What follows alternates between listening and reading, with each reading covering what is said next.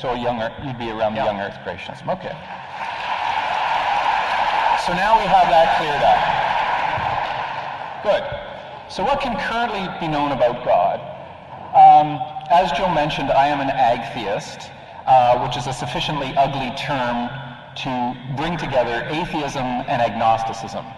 I'm atheistic to all world religions. I don't think any of them have it right, because it just can't be demonstrated. If it could, if there were some kind of way in which we could measure the truth of religious belief, then maybe I would be a theist, and maybe we wouldn't be having this debate. We'd just be sitting around sipping tea and agreeing or going to mass or whatever.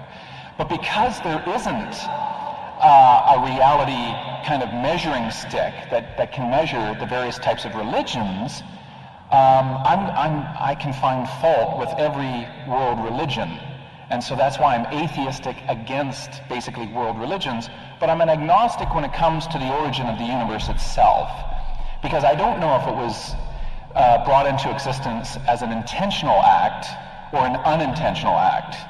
I tend to live my life without really making any determinations about that, because I don't think any of us can make that determination. None of us knows for sure if the universe was intended. So basically, all religions commit errors in human reasoning, and they lead me to hold a position that they're, untenable at least, and pretty much impossible at best. So, what can we say about the origins of the universe? I see what I call a disjunct of plausibility. This is just logical notation. UI means the universe was intended, V means or, and this means basically not intended. So it really comes down to that, right? It's that simple. Either the universe was intended to come into existence, or it wasn't. And I can't really say which was the case. I have no idea. I'm fully prepared to believe that there was no intentionality, and the universe simply came into existence not 6,000 years ago, but about 13.7 billion years ago. On that, Joe and I really disagree, okay? And I guess that's okay, but how I see things developing from this is there's a certain level of ignorance. We don't know for sure whether the universe was intended or not. So I just basically, I suspend judgment. I say, okay, what am I going to do? Well, I can't figure it out. Well, I'm not going to let it bother me then. And I just kind of bracket it and I put it off to the side. So I have no direct evidence.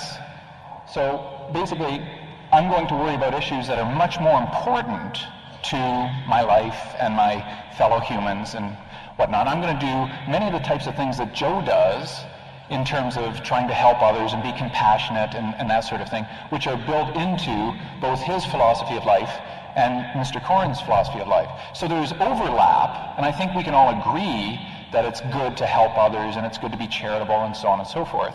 I just do it without all the extra baggage of trying to have my ideas fit into a definition of a God. I just think helping people is good in and of itself. I don't need a big holy hand patting me on the back. I just think it's a good idea.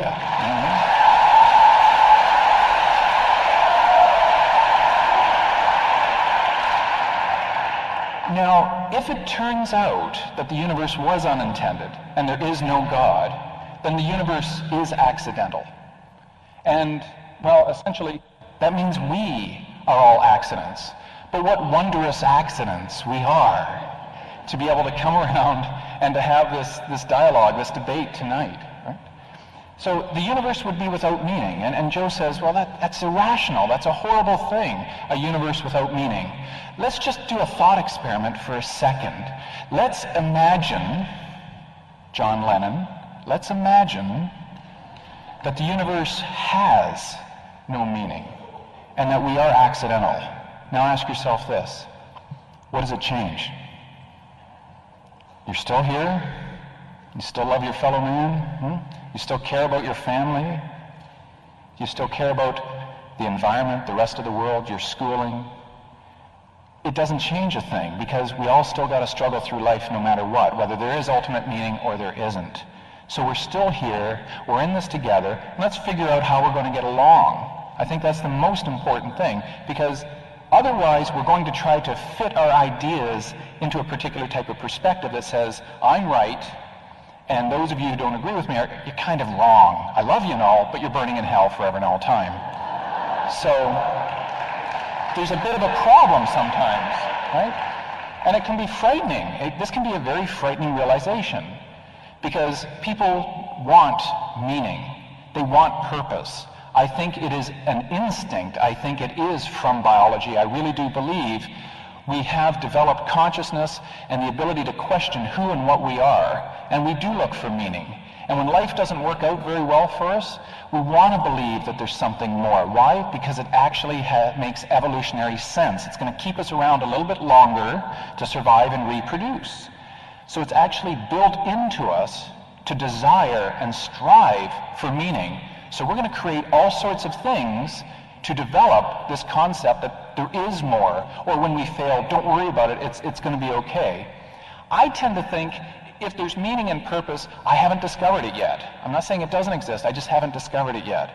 But let's go on living as best we can, and if it turns out that there's something more in the universe and after we die, do you really think a caring God would not want you to hang out with him for being a good person and not believing in him? Do you really think God would say, hey, you had your chance, you blew it?